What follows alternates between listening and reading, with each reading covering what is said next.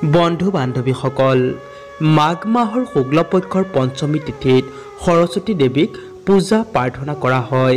এই দিনটিত সৰস্বতী মাক পূজা প্ৰাৰ্থনা কৰিলে জ্ঞান বুদ্ধি বিদ্যা অৰ্জন কৰিব পৰা যায়।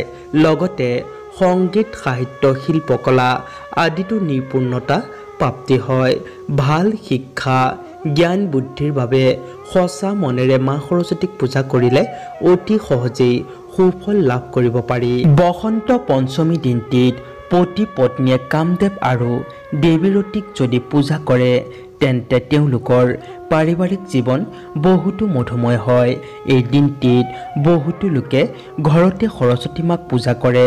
তাৰ উপৰিও সকলো বিদ্যা অনুষ্ঠানত দেৱী সৰস্বতীক পূজা প্ৰাৰ্থনা কৰে। বিশেষকৈ বিদ্যাৰ্থীসকলৰ বাবে এই পূজা বিশেষ মহত্বপূৰ্ণ। পূজাৰ দিনা ৰাতিপুৱা শুই উঠিয়েই দুহাতলৈ চাই মা সৰস্বতীক স্মৰণ কৰিব, যিহেতু হাতৰ ওপৰৰ অংশত মা লক্ষ্মী, মধ্যত মা সৰস্বতী আৰু তলৰ অংশত ভগৱান শ্ৰীকৃষ্ণ থাকে।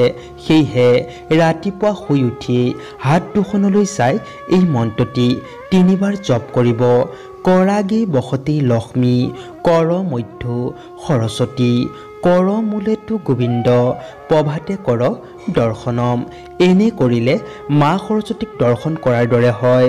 মান্যতা অনুসৰি এই পবিত্ৰ দিনটিত কিতাপৰ ভিতৰত ময়ৰা চৰাই পাখি ৰাখিলে ছাত্ৰ ছাত্ৰীসকলৰ পঢ়া শুনাত যথেষ্ট মনোযোগিতা বৃদ্ধি পায় আৰু এই দিনটিত শিক্ষাৰ লগত জড়িত থকা সামগ্ৰী দান কৰিলে অত্যন্ত শুভ।